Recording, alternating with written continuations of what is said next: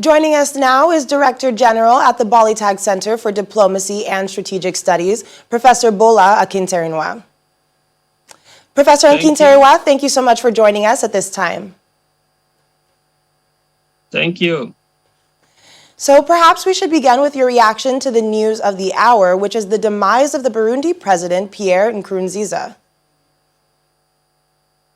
Well, every human being created by God one day must die.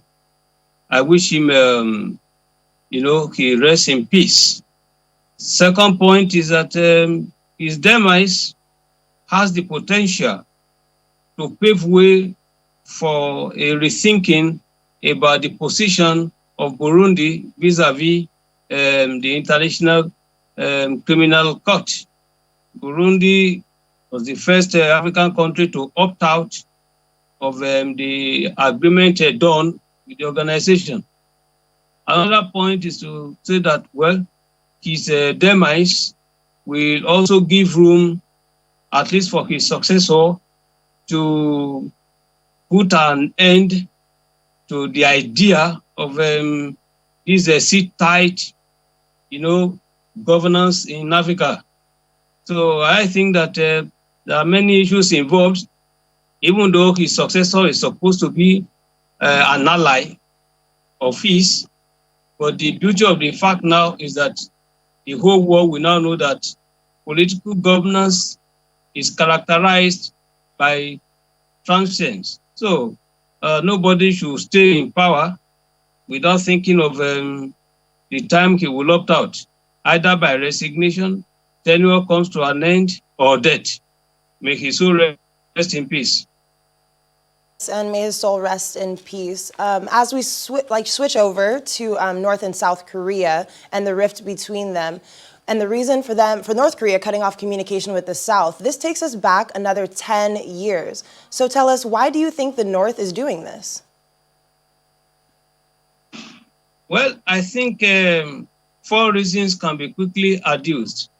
The immediate cause is the issue of North Korean defectors who are living in South Korea, and they are sending propaganda leaflets to North Korea. That one offended the North Korean government. In 2018, an agreement was reached, and it was done by the sister of the North Korean leader, according to which, for instance, they will put an end to this idea of North Korean sending leaflets to South Korea and vice versa. That one may be a major source of irritation. The second one is that there's an agenda of unification.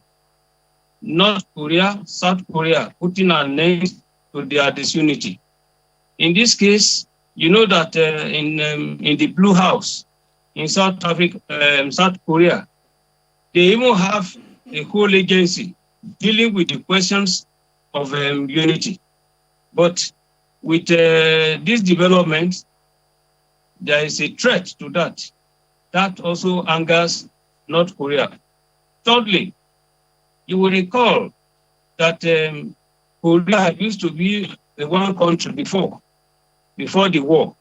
And when they fought their war in the early 50s, in 1953, when the war was to be concluded, they only reached agreement on armistice. They didn't have any peace treaty. So that has been a critical issue which the international community has always ignored. And the fourth factor is the factor of the United States. You know, the North Koreans are also fighting the United States through South Korea. So all these factors put together, and particularly the mere fact that, at the border between the two Koreas, we used to have this 38 parallel dividing the two. And they have this border city where they have their liaison office. So in this case, the place has been threatened, and the sister to the North Korean leader promised that, in fact, she told the whole world last week that they are going to cut off communications at all levels, both military, both everything. So in this case, the offense is now that the future leader, possibly the future leader of North Korea, the sister, is the one now in charge and is trying to reflect her power. I think that's a major dynamic for what we are witnessing. And with that dynamic, tell us, where do you see relations between North Korea and South Korea going on from here? Well, I think we are likely to be witnessing a change in continuity. Continuity of the hostility, change of tactics. The major factor likely to bring a sort of entente cordiale will be United States, because the major critical source of misunderstanding between North and South Korea is basically the United States. The United States is the issue. The United States doesn't show any keen interest in the unification of South Korea and North Korea. And again, South Korea is capitalistic in its system. North Korea is communist-oriented. South Korea enjoys the support of Western Europe. North Korea enjoys the Easterners, especially Russia, now, and with China too. So the relationship between North Korea and South Korea should always be seen within the context of a Cold War between the former allies, right, of the West and the East. So in this case, the future of the relationship will be determined more by external factors than by the domestic disagreements at the level of a bilateral relationship between the two countries.